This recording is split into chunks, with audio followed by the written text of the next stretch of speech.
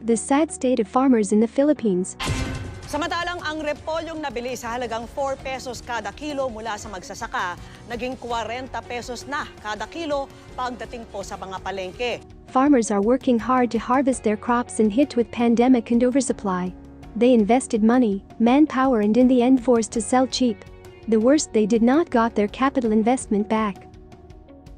Bugyas Benguet, ang pinakamalaking producer ng gulay sa probinsya. Pero ang mga vegetable farmer dito tulad ni Brent Mariano, imbes na masabik, problemado.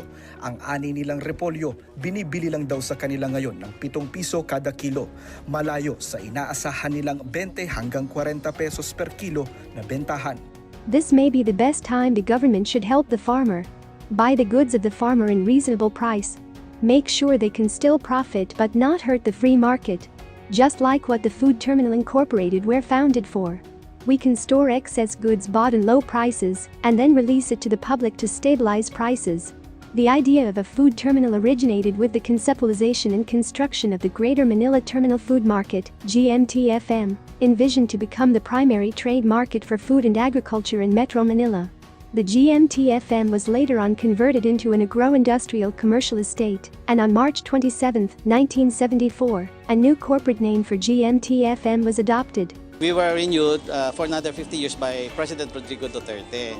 So we were given a new lease of life, no?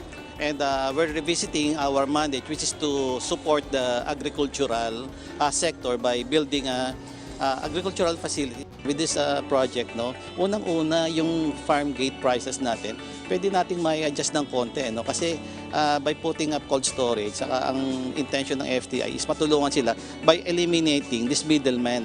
We will also endeavor siguro into direct buying or trading, no? And then we will find a market na at least magandang compensation na marireceive ng mga farmers by adjusting their farm gate prices, no? It also handled the retail of basic food items to the general public at its Kadua centers.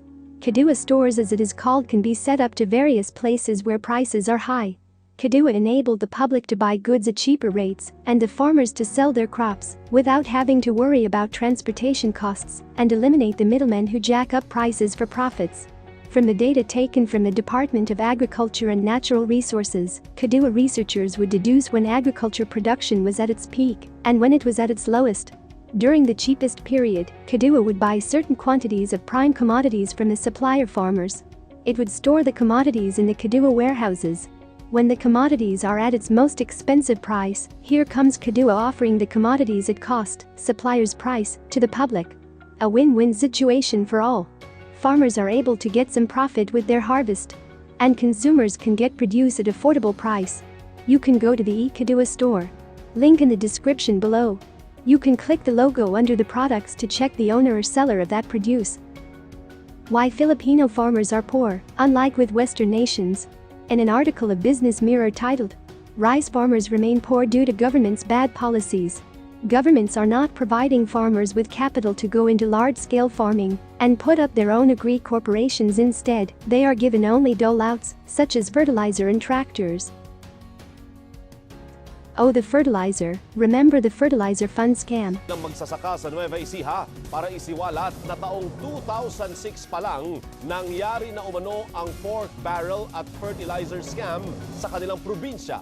Mas may namamatay lang may dahilan. Si Mang Romeo, magsasaka sa bayan ng Gabaldon, Nueva Ecija. Hawak pa niya ang bote ng liquid fertilizer na nabili niya noong 2006 sa halagang 100 pesos sa kanilang munisipyo, pero nadiskubre niya na ito'y dapat libreng tulong pala sa mga magsasaka. Instead of organizing block farms, farmers were given huge candies in the form of tractors, which were allowed to rot when these broke down. Also, many have incurred huge debts because they could not access farm credit.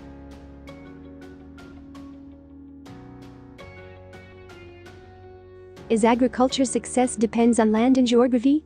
According to UN, farmers in Germany grew 7,200 kilograms of cereal for every hectare of land in 2016, while on the other hand, Mozambique grew 820 kilograms per hectare, just barely a tenth of what German farmers yield.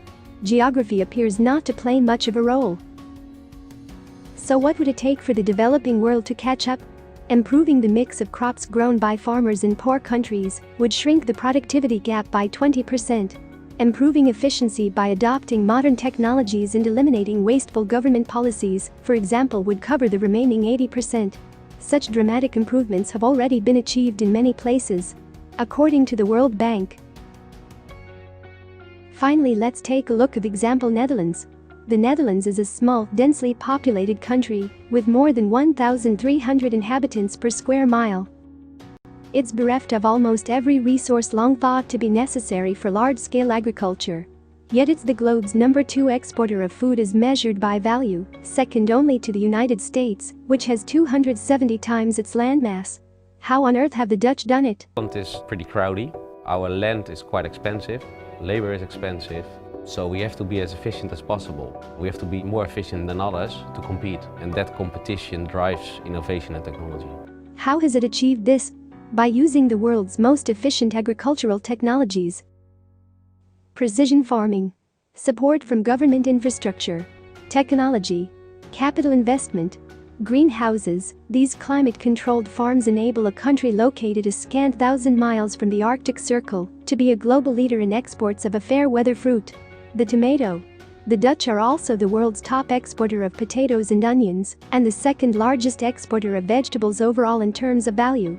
More than a third of all global trade in vegetable seeds originates in the Netherlands. It's not too late for the Philippines to catch up, we just need assistance from private sector and government to achieve this.